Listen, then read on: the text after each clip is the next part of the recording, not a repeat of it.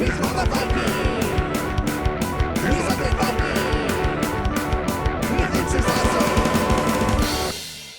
everybody, this is me, the Undead Viking. I want to talk to you about this game. It is called Warrior Clash. Warrior Clash is a game in which 2 and more people, up to like 4 people, get to possess a battlefield that you can create modularly, and you're going to have these cool little squares, these little cardboard squares that are going to have these different types of warriors on them that you're going to be moving about the board, and you are going to be doing battle with the other players until only one person is left standing. Now, this is a tactical game. It is like technically, I guess, kind of a war game, but it's more of a skirmish game. It is. You have a pretty finite number of warriors that you're going to draft into your army. Each one has like strengths and weaknesses, and some of them are like, it's one of those games where like they might have like nothing in like one attribute, but they have a ton in another, so it kind of balances itself out. And you're going to be using those strengths and weaknesses to the best of your ability to try to destroy the other players, taking over bases and move about this board, and hopefully doing a lot of bloodletting, if you will. But anyway, the game is a heck of a lot of fun, so let me show you Warrior Clash, and then we'll come back here and I'll give you my final thoughts. Alright, here we have Warrior Clash. So let me show you how to play the game. Alright, I've gone ahead and set up a 2-player game in this case. Now, sometimes you could actually play a 2-player game on only 2 of these boards if you wanted to. I made it this one because it kind of spreads it out a little bit and gives the players a little more options as far as what they're going to be doing as far as moving their warriors around the board. You could play 4 players, put another player in each of these corners, and that would kind of tighten it up a little bit and make the game a little bit more competitive. But that's one of the cool things about this game is the modular ability of it, and you can kind of just monkey with it and play it with a lot of different variants and different ways just to kind of stir things up and check things out as far as that is concerned. Now, the game is played by using warriors. The warriors are on these cards here. Now, at the beginning of the game, what's going to happen is you're going to go through a draft. And depending upon the number of players, you're going to put down tiles equal to the number of players you have plus 1. And I'm not going to go through the entire draft, but what'll happen is that you'll put all 3 of these down, and then the first player, and you'll go back and forth as far as, and if you have multiple players, the first player will be different. The first player will take one and they'll flip it over just to reveal what it is. And so then here is this ninja here. And I'm just going to kind of explain to you exactly what all this means. So the ninja in every one of these warriors has 4 different stats. You can see they have no strength. They have 1 grit. You can see that one little heart right there. And then you can see they have lots of agility, 5 agility, and they have 3 ingenuity. So they have that. And now the player then who flipped that over gets the choice of either taking the ninja or taking one of the 2 mystery cards if they want. And so then maybe they don't want the ninja, they don't like the fact, and they're going to take this. Let's see what they get. In this case, they're going to get a Viking. Oh, cool, Viking. And so like you can see, the Viking has 2 grit, 1 agility, 1 ingenuity, but lots of strength, 5 strength. Viking. And so they keep that, and then maybe the other player wanted the ninja, and they'll take that. And so then this one, whatever it is, it was a Highlander, Connor MacLeod. They would not take this guy, so this guy gets tossed to the side. And you'd continue doing that until you have the number of warriors that you want, for this particular battle. So let's put 3 more down. Now the other player flips one over just to reveal it. Okay, there's that ninja we don't want, but maybe they want a ninja, because a lot of times what you want in this case is you want like the same warriors, because if you can get these guys matched up next to each other, you can combine their totals, and I'll explain that here in just a little bit. So maybe he takes ninja, and the other person takes a random one. What we get? We got the Gladiator. Let's just see quickly.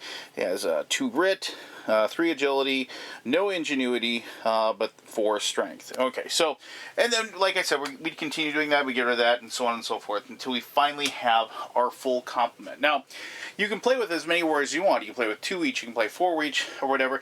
The max numbers are, of course, 6, because you have 6 of these little tokens that you're going to be putting on top of your warriors. So when you deploy them, like so, you put your token on top of it, so you can denote that that is your ninja, and so you don't, if somebody else happens to have a ninja running around, you can see what, like you can tell them apart from each other. All right, so one other thing before the game begins is each person gets one tactics and resource cards. Now, tactics and resource cards have two different abilities that they have on them.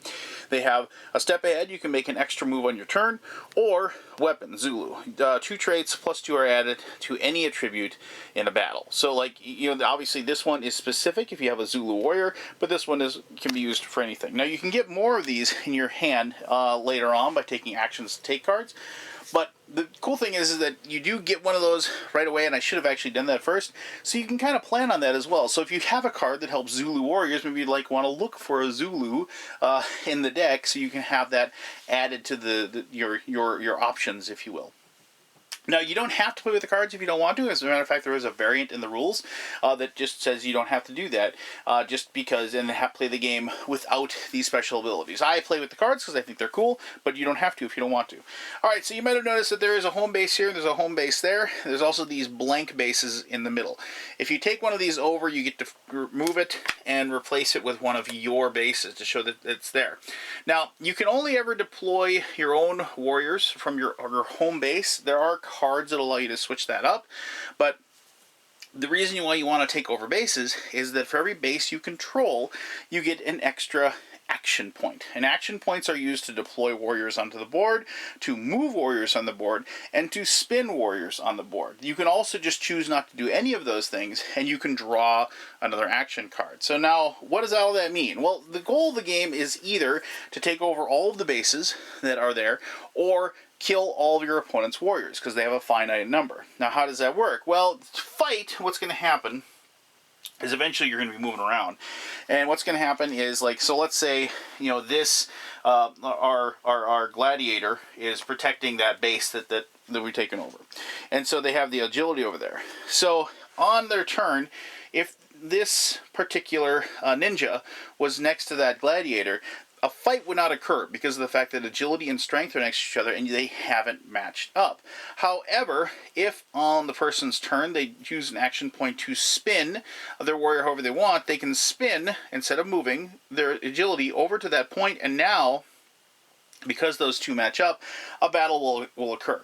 Now, this is where, if you are the attacker, can decide whether or not they want to play an action card that they have that might give them a bonus in battle, and then the defender can react to that card if they so desire. Once the attacker picks up their dice that they're going to roll to initiate the attack, the defender at that point can play a card from their hand if they want to, and the attacker can't respond. So it kind of gives the defender a little bit of an advantage here. Other than that, combat is handled just by rolling a die and comparing the abilities. So if the red die is for the ninja, they have a 5 agility, we'll roll. They had a 6, that's not good, because now the door is open for the gladiator, who has a 3 agility. Let's see what we get here. And we get a 4. So actually, the gladiator would win the battle, and the ninja would be destroyed and go to the dead pile, if you will. Now, there's a couple of things that can change here. One, if you win the battle by 6 or more. So in this battle, we had a 7 to 6, but let's say we rolled a 6 for the ninja here with the agility attribute right there, and so they had an 11 agility, and then we rolled a 1 for our gladiator, giving them a 4 agility. Because you beat them by 6 or more, the other player gets to capture the warrior and take it and put it in their pile of available warriors that they have access to. Now, after the battle is over, the person that won the battle has the option of doing nothing with their warrior, moving into the same spot as that warrior, in which case what you would do there is you would take this and you would, of course, replace it with your own color base, if you will. And so you have that note, you don't change the rotation, you just move into the spot. Or if you don't want to do that, you can rotate your warrior in any direction you wish after the battle is over. So that can actually, like, you have a successful attack, but you know you have another warrior that's going to be maybe possibly attacking you, then you kind of rotate it to get prepared. So, you know, like, so that they win that battle, but let's say, you know, if our friend the Viking was over here, and like maybe they won that battle, and they didn't take it over technically, put that back. So they won that battle, and then they could rotate it and get their agility facing the Viking that's over there, and having the big advantage as well in that battle. So you can see you have different options as far as when the attacks occur. Now, a couple things. If you have a battle, so let's say we have maybe like the Viking is there, and we have grit versus grit, and so we have 1 grit versus 2 grit. However, the other ninja, it doesn't matter which direction they are, the other ninja is adjacent to this ninja. You will combine the 2 stats to like have, so in this case you have 1 grit plus 1 grit 2, and so it would be an even battle, 2 versus 2. That's why you have 2 warriors of the same type. Also, if you have a situation where, like, let's just put like this ninja like down here, like so, and maybe that's the last one. And notice how this has a red border, and that means that that spot cannot be crossed. So you kind of put yourself in a good spot there because of the fact that you can't, have, like, you're holed up, if you will. So let's say, let's turn this like ingenuity over to here. So we attack with the ingenuity, and then we'd have like, let's bring her back from the dead, so the gladiator is there, and so now we have these 2 things attacking. You can, in this case, when 2 things attack, you actually do get to roll 2 dice versus the 1 die of the person defending, so you have an advantage if you have them together. And those don't have to be of the same type, they can just be close to it. So there you go. I mean, that is the mechanisms of Warrior Clash. The game plays very, very fast. I mean, mostly because for the most part, at the very beginning, each person is going to have 1 action. You're going to be moving and getting your people out, getting them ready to fight, getting them into the positions, taking over bases, and so forth. And there's a lot of jousting for position, if you will. But once the blood starts flying, the blood really starts flying. And the game does not take a super long time. It is quick, it is fun, and it is definitely, the more players you have, or the smaller the battlefield you have, like, the more fun I found this game to be. Just because it is quick and brutal, and it is no holds barred, if you will. So, let me talk about all of that and more in my final thoughts. Alright, thank you very much for taking the time to watch the how-to video. You should have a really good idea of how to play the game. Now, one of the cool things about this game is its simplicity. It's the fact that it is very, very easy to learn. I mean, other than the draft and then the rotation, I mean, it kind of feels like, weirdly, like a little bit of chess going on because of the fact that you're moving 1 space around. I should have mentioned that you can't move diagonally, but I think that's pretty obvious.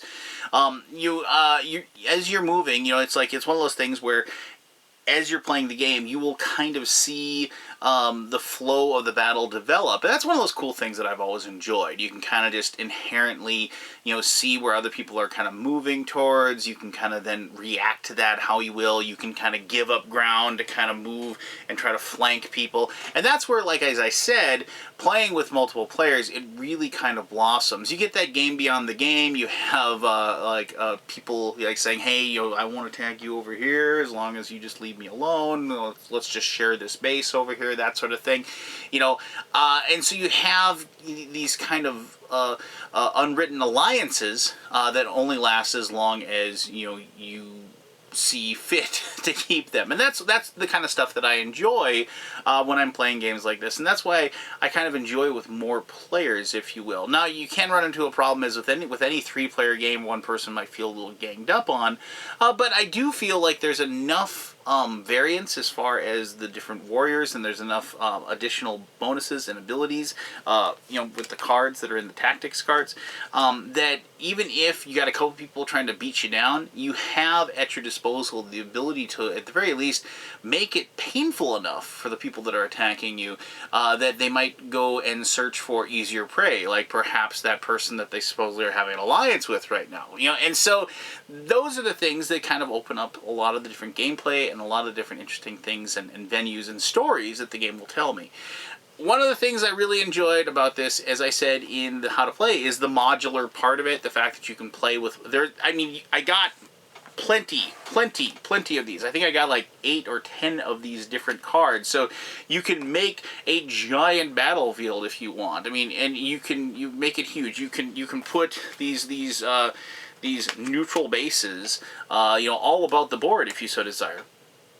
it's one of those things where like you and the other players can kind of mutually decide. You can even decide not to play with dice. You can just have like the whole battle sequence being totally deterministic. And I think, and we did play that a couple ways. I played that way with my daughter actually because of the fact that I wanted to kind of introduce kind of a low level war type game to her, and she enjoyed that. She enjoyed the whole process of the puzzle of trying to get her warrior that has the best stat, pointing in the right direction, that sort of thing. And then that way, there wasn't any like the person that was able to maneuver their pieces into the best spot, was rewarded for the ingenuity and their ability to use judicious card play and also just making the best decisions, if you will. So for all those reasons and like just the fact that it's just flat out fun, I really am enjoying the heck out of Warrior Clash, and so I'd suggest that you go check out the game and see what you think. Alright, there you go. If you have any questions about it, ask away. I'll answer those to the best of my ability.